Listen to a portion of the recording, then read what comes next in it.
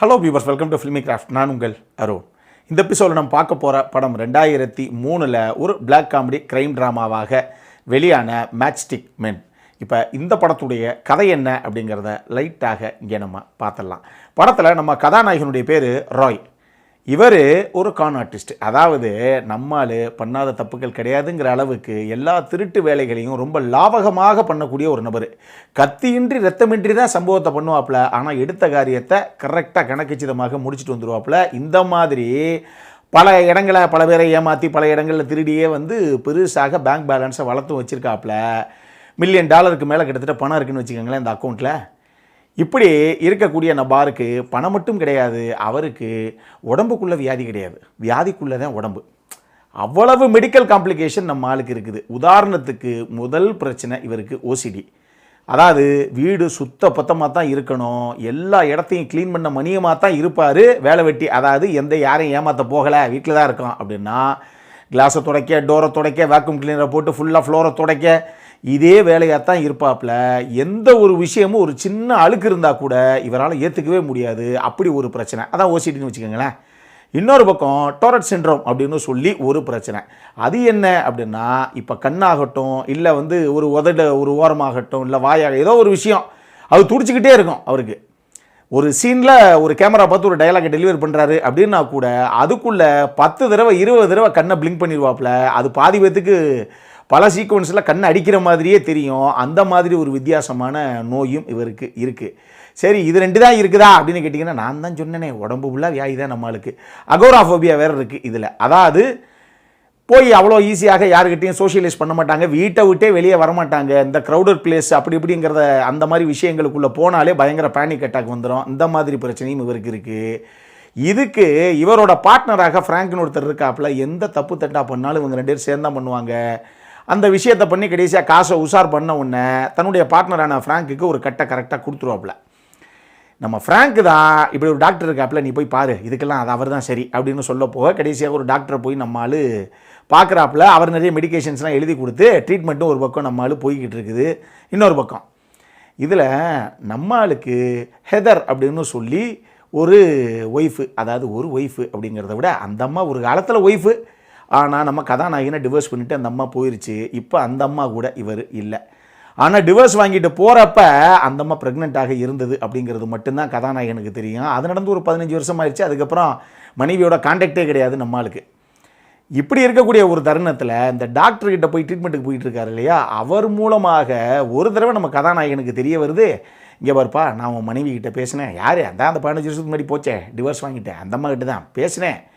அந்த அம்மாவுக்கு ஒரு பொன் குழந்தை ஒன்று இருக்குது, உனக்கு தெரியுமா? இப்போ அந்த பொண்ணு கிட்டத்தட்ட 14 வயசு ஆகுது. அந்த பொண்ணு பேர் ஏஞ்சலா. அந்த பொண்ணுக்கு உன்னை பற்றி தெரிய அந்த பொண்ணு அப்பாவை மீட் பண்ணணும் அப்படின்னு ஆசைப்பட்றா. என்ன சொல்கிற, வர சொல்லட்டுமா உன்னை பார்க்குறதுக்கு அப்படின்னு சொல்கிறாப்புல. இது வரைக்கும் யோசிச்சு பாருங்கள். நமக்கு என்னன்னு ஒரு முரட்டு சிங்கிள் மாதிரி அப்படியே மனப்பாக்கோட இஷ்டத்துக்கு நமக்கு என்னென்னு சரக்கு அடிச்சுட்டு லைஃப்பை நினச்ச மாதிரியெல்லாம் இஷ்டத்துக்கு வாழ்ந்துக்கிட்டு தெரிஞ்ச ஒரு நபருக்கு திடீர்னு 14 வயசில் நமக்கு ஒரு பொண்ணு இருக்கா, அந்த பொண்ணு அப்பாவை பார்க்கணும்னு ஆசைப்பட்றாளா, இப்போ எப்படி நடந்துக்கிறதுனே தெரியலையே அப்படின்னு இருக்கிற அட்டாக்கெல்லாம் பத்தாதுன்னு நம்ம ஆளுக்கு கைகாலெலாம் உதறுது.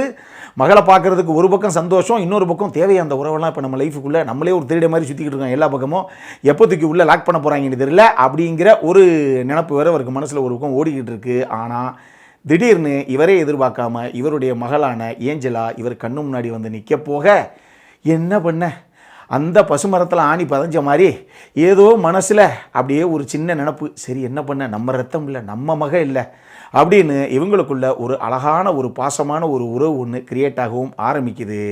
ஆனால் இதுக்கப்புறம் நம்மளே எதிர்பார்க்காம அடுத்தடுத்து அரங்கேறின சம்பவங்கள் தான் இந்த படத்துடைய மொத்த கதையை.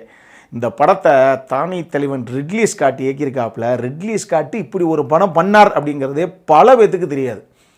ஏன்னா என்கிட்ட கேட்டிங்கன்னா ஸ்டீவன் ஸ்பீல்பர்க் எப்படி சொல்கிறோமோ, ஜேம்ஸ் கேமரன் எப்படி சொல்லணுமோ அந்த தரத்தில் தூக்கி அப்படி வைக்க வேண்டிய ஒரு இயக்குனர் தான் ரிட்லி ஸ்காட்.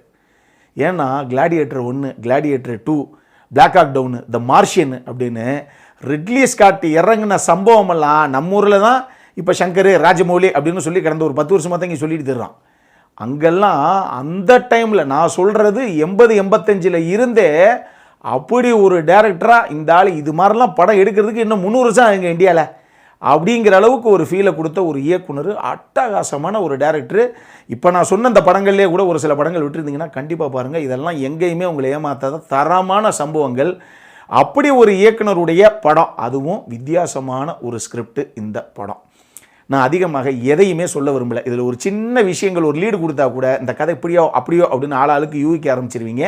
இந்த படம் நிச்சயமாக பல பேர் பார்த்துருக்கிறதுக்கு வாய்ப்பு ரொம்ப ரொம்ப கம்மி.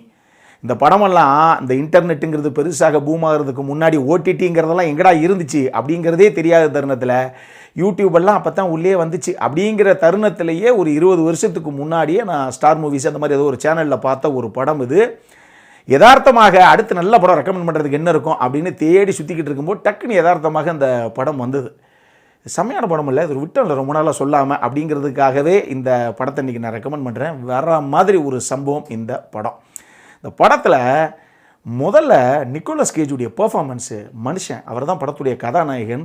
ஃப்ரேமுக்குள்ளே வர்ற ஒரு தருணங்களும் அவருடைய முகம் நடுங்கிட்டே இருக்கும்.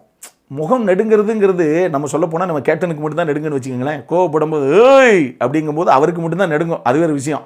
ஆனால் இந்த படத்தில் அவருக்கு இருக்கக்கூடிய அந்த மெடிக்கல் காம்ப்ளிகேஷன் என்ன பிரச்சனையெல்லாம் அவருக்கு பண்ணுது, எப்படி தான் அந்த அப்படி பிரச்சனை இருக்கக்கூடிய ஒரு மனுஷன் ரியாக்ட் பண்ணுவான்னு ஒரு விஷயம் இருக்குது இல்லையா. அவர் ஃப்ரேமுக்குள்ளே வந்தாலே கண்ணு ஒரு பக்கம் அடிச்சுக்கிட்டே இருக்கும், பேச்சு ஒரு பக்கம் உதறிக்கிட்டே இருக்கும். டோரை சாத்தினா கூட சாத்துவார் திறப்பார், சாத்துவார் திறப்பார், சாத்துவார் திறப்பாருன்னு 1 2 3 அப்படின்னு சாத்தின கதவையே 3 தடவை திறந்து மூடுவாப்பில். அந்த மாதிரி ஒரு பிரச்சனை இருக்கக்கூடிய ஒரு நபர் எப்படி இருப்பாப்லன்னு ஒரு விஷயம் இருக்கு இல்லையா. அப்படியே கண்ணு முன்னாடி தத்ரூபமாக கொண்டு வந்து நிறுத்திருப்பாப்ல இல்லையா நிக்கோலஸ் கேஜ். என்ன மாதிரி ஒரு பர்ஃபார்மரு. ஹாலிவுட்லலாம் 100 ஆக்டர் இருக்காங்கன்னா 100 பேருமே தலை சிறந்த பர்ஃபார்மருங்கிற ரேஞ்சுக்கு யாரையுமே நீங்கள் குறை சொல்ல முடியல. அந்த அளவுக்கு ஃபினாமினல் பர்ஃபார்மர்ஸாக எல்லா பேர்லேயும் இருக்குதுங்க.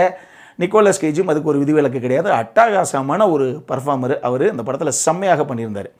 அதே மாதிரி அவருடைய மகளாக அந்த ஏஞ்சலா அப்படிங்கிற அந்த கதாபாத்திரத்தை ஏற்று நடித்த அலிசன் லோமன், அவங்களுடைய பெர்ஃபார்மன்ஸும் சரி சான்ஸே கிடையாது. பெண்களை பெற்ற அப்பாக்களுக்கு மட்டுமே தெரியும், இல்லை பெண் பிள்ளைகளை பெற்ற அப்பாக்களுக்கு மட்டுமே தெரியும் நம்ம பிள்ளை எந்த மாதிரி பிள்ளைன்னு. இது ஏன் சொல்கிறேன் அப்படிங்கிறது நீங்கள் படத்தை பாருங்கள், உங்களுக்கு தெரியும். பெண் பிள்ளைகளை பெற்ற அப்பாக்கள்லாம் அப்படியே உருகிருவீங்க ஐஸ்கிரீமா. பாருங்கள், படத்தை பாருங்கள். அந்த மாதிரி செம்மையான ஒரு படம் இது. டெஃபினட்டாக நீங்கள் பார்க்க வேண்டிய ஒரு படம் இது. நான் சொன்ன மாதிரி பெண் பிள்ளைகளை பெற்ற பெற்றோர்களாக நீங்கள் இருந்தீங்க, அப்பாவாக இருந்தீங்கன்னா நிச்சயம் நீங்கள் மிஸ் பண்ணாமல் பார்க்க வேண்டிய ஒரு படம் இது. அதுக்கேற்ற மாதிரி விஷயங்கள் உள்ளே இருக்குது. டெக்னிக்கலி செம்மையான ஒரு படம் இது, எதையும் குறை சொல்கிறதுக்கு இல்லை. முக்கியமாக தானே தலைவன் ஹான்ஸ் ஜிம்மர் தான் படத்துடைய மியூசிக்கு. நம்மால் பெரிய பெரிய ஹை பட்ஜெட் 2000 கோடி 3000 கோடி படத்துக்கு மட்டும்தான் மியூசிக் போடுற ஒரு director Hans Zimmer. Hans Zimmer யாருன்னு எல்லா உலகத்துக்கே தெரியும்.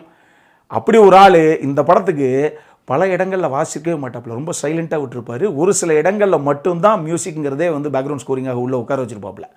ஆனால் செம்மையாக இருந்தது. ரொம்ப அப்படி மைல்டாக உள்ளே வந்துட்டு அப்படி வெளியே போகும். மியூசிக் எங்கே வந்துச்சுன்னு தெரியாது, போச்சுன்னு தெரியாது. அப்படி ஒரு கம்போசிஷன் இந்த படத்துக்கு செம்மையாக பண்ணியிருப்பாப்புல ஹான்ஸ் ஜிம்மர். இந்த படத்தில் ஆக்சுவலி நிறைய விஷயங்களை இங்கே உடைக்கணும் அப்படின்னு எனக்கு ஆசை. ஆனால் ஒரு சின்ன விஷயத்தை நான் உடைச்சேன் அப்படின்னா கூட, ஆனால் அந்த படங்களா அதே மாதிரி படங்களா அப்படின்னு நீங்கள் கண்டுபிடிச்சிருவீங்கிறதுக்காகவே வாயை நானே தச்சிட்டு வந்து பேசுகிறேன். எதையும் பெருசாக சொல்ல முடியல.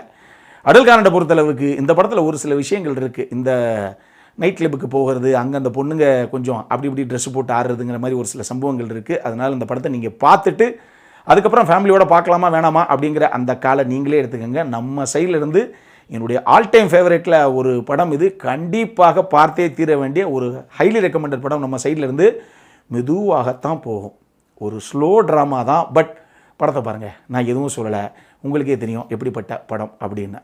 இதே மாதிரி இன்னொரு வீடியோவோட அடுத்த முறை உங்களை சந்திக்கிற வரைக்கும் இட்ஸ் அருண் சைனிங் ஆஃப்.